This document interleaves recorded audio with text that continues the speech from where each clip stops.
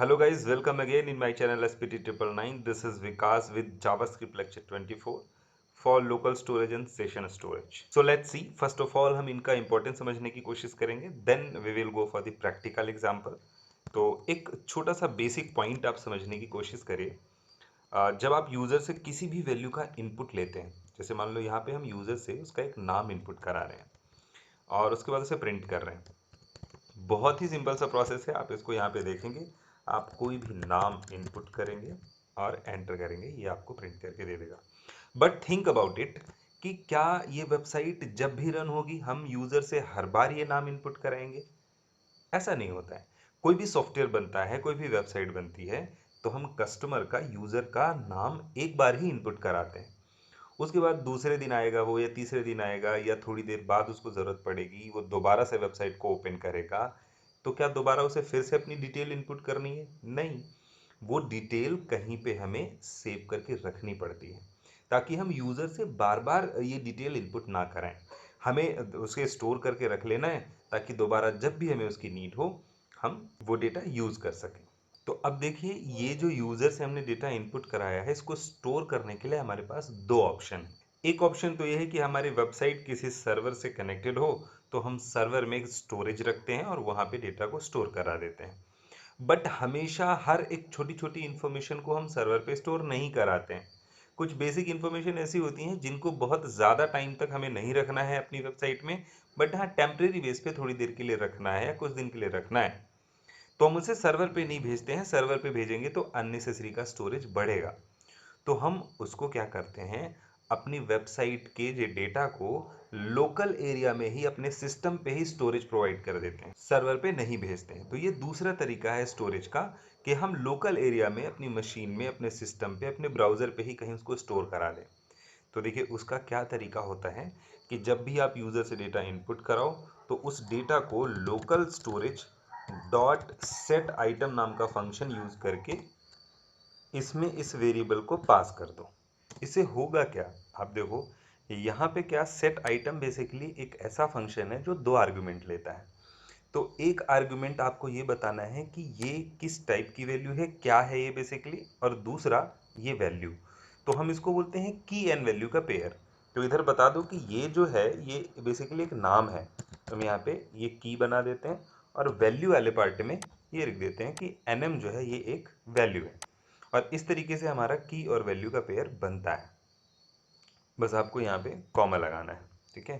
तो अब ये क्या करेगा, लोकल स्टोरेज पे ब्राउजर पे ही नेम नाम से इस वैल्यू को स्टोर कर देगा. ठीक है. तो एक बार इसको रन करके देखते हैं. ये हमने रन कराया इसको. यहाँ पे क्या कर रहे हैं, यहाँ पे हम वैल्यू पास कर रहे हैं सिंह विकास. ठीक है. और ओके. तो अभी तो ये यहाँ पे भी प्रिंट हो रहा है, तो ये इस लाइन की वजह से प्रिंट हो रहा है. ठीक है. अब देखो अगर हम ये यहाँ से हटा भी दें, इसको हमने हटा दिया यहाँ से और इसको सेव करते हैं. अब देखो क्योंकि एनएम यहाँ पे नहीं है इसलिए प्रिंट नहीं हो रहा है. बट क्या कहीं वो डेटा स्टोर है? देखो हमने इसको रिफ्रेश भी कर दिया. क्या कहीं वो डेटा स्टोर है? तो अगर आप इसको राइट क्लिक करो, इंस्पेक्ट करो, तो आपको ये साइड में ये जो बार दिखा देता है, साइड बार, इसमें आपको जाना है, यहाँ से एप्लीकेशन सेलेक्ट करना है. ठीक है. यहाँ पे क्लिक करिएगा और यहाँ से एप्लीकेशन सेलेक्ट करिएगा. एप्लीकेशन में आपको यहाँ पे लोकल स्टोरेज दिखाई देगा. ये ब्राउज़र का लोकल स्टोरेज है. और यहाँ पे आप देखेंगे तो वो वैल्यू नेम और वैल्यू के साथ, यानी की और वैल्यू के पेयर के साथ स्टोर मिलेगी आपको. ठीक है. तो यहाँ से आप चाहो तो राइट क्लिक करके इसको एडिट भी कर सकते हो, इसकी की को, और इसको डिलीट भी कर सकते हो पूरी वैल्यू को. अदरवाइज ये यहाँ पे स्टोर है. अब इसको बंद भी कर दो, जब भी ये फाइल ओपन होगी ये आपको यहाँ पे स्टोरेज, लोकल स्टोरेज में ये डेटा मिल जाएगा. ये बेनिफिट है कि ये स्टोर हो गया है, अब परमानेंटली स्टोर हो गया है यहाँ पे. जब तक आप यहाँ से मैनुअली डिलीट नहीं करोगे, लोकल स्टोरेज में ये मिलेगा जब भी आप ये ब्राउज़र ओपन करोगे. तो क्या हम इसको कहीं प्रोग्राम में यूज़ कर सकते हैं? बिल्कुल यूज़ कर सकते हैं. कैसे यूज़ करेंगे?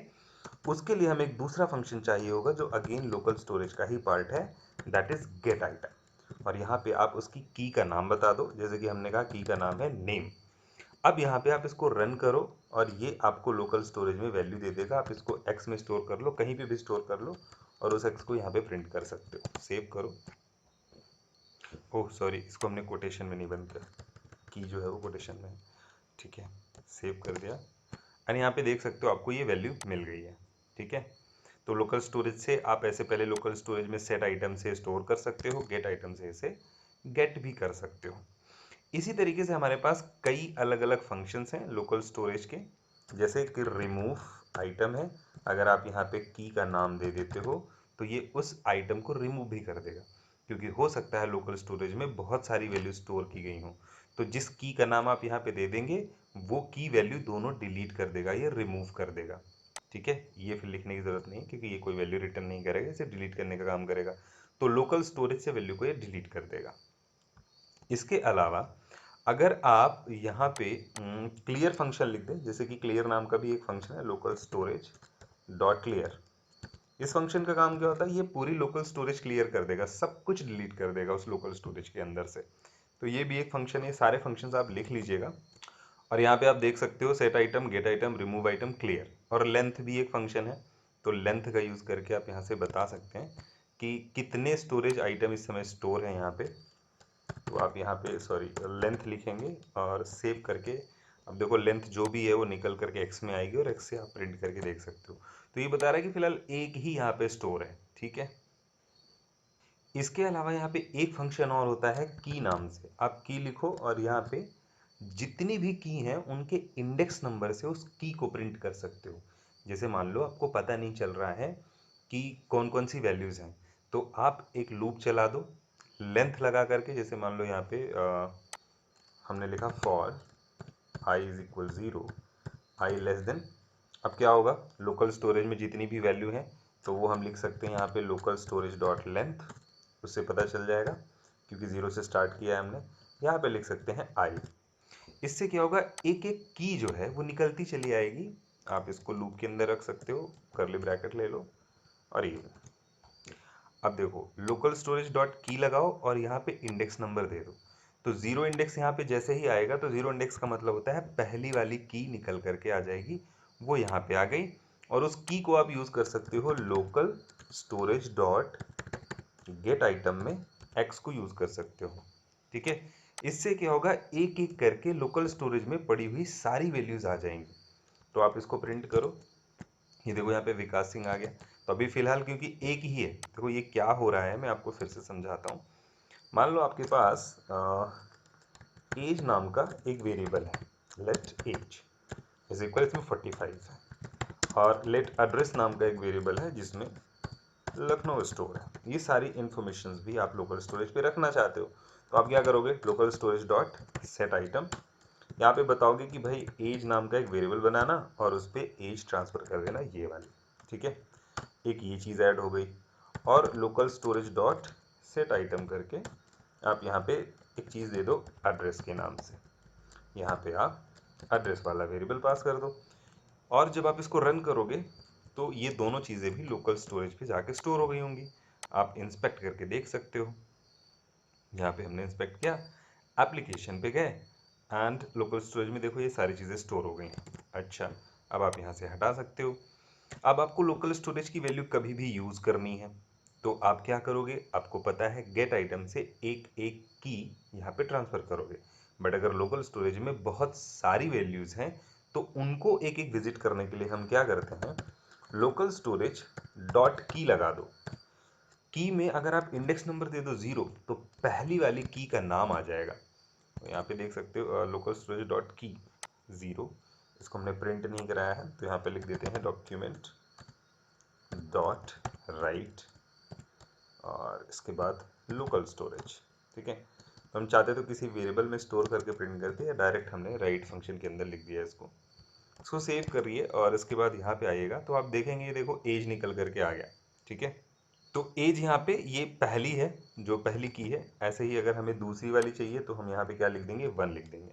तो इंडेक्स नंबर के अकॉर्डिंग आप एक एक की प्रिंट कर सकते हो। देखो इंडेक्स नंबर 1 पे एड्रेस है, इंडेक्स नंबर 2 पे क्या मिल जाएगा आपको, थर्ड वाला।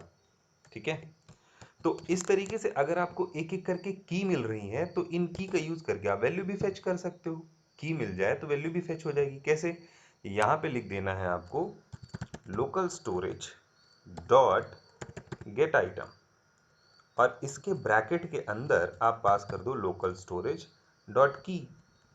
तो ये देखो ये नेस्टिंग है, सबसे पहले इनर ब्रैकेट चलेगा तो लोकल स्टोरेज डॉट की से सेकेंड इंडेक्स नंबर की निकल करके आ जाएगी।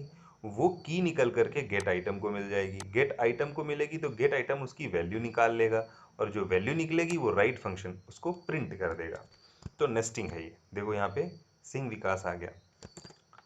इसी चीज को अगर आप जैसे कि जितने भी लोकल स्टोरेज में वैल्यूज पड़ी हुई हैं उन सबको प्रिंट करना चाहते हो और आपको सबकी की नहीं पता है, तो आप इंडेक्स नंबर से ये वाला जो प्रोग्राम मैंने आपको दिखाया था इसका यूज करके प्रिंट कर सकते हो। यहाँ पे हम वही कर रहे हैं।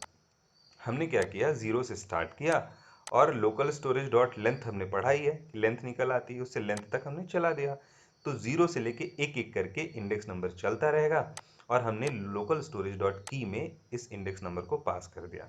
इससे की निकल करके आती रहेगी और उस की को उठा के हमने गेट आइटम में पास कर दिया। इससे local storage dot gate item से एक एक वैल्यू प्रिंट होती रहेगी। तो आप देखेंगे यहाँ पे कि अब ये सारी वैल्यूज प्रिंट करके दे देगा। ये देखो 45 आ गया, लखनऊ आ गया, सिंह आ गया, लखनऊ और सिंह विकास आ गया, नाम आ गया। तो इस तरीके से ये लोकल स्टोरेज काम करता है, लोकल स्टोरेज के फंक्शंस काम करते हैं। यहाँ पे की वाला फंक्शन लिखा नहीं है, मैं उसको भी लिख देता हूँ। तो यहाँ पे हमने ऐड कर दिया है की। और आई थिंक ये लोकल स्टोरेज का कॉन्सेप्ट और प्रैक्टिकल एग्जाम्पल आपको समझ में आया होगा किस तरीके से काम करता है। ऐसा ही हमारे पास एक सेशन स्टोरेज भी होता है। देखो सेशन स्टोरेज भी सेम फंक्शन है, सेम फंक्शनैलिटी है, सेम एग्जांपल है, सेम वर्किंग पैटर्न है। बस डिफरेंस क्या है, डिफरेंस एक ही है छोटा सा, और वो ये कि सेशन स्टोरेज सिर्फ तभी तक डेटा को स्टोर करके रख पाता है जब तक आपका पेज ओपन है।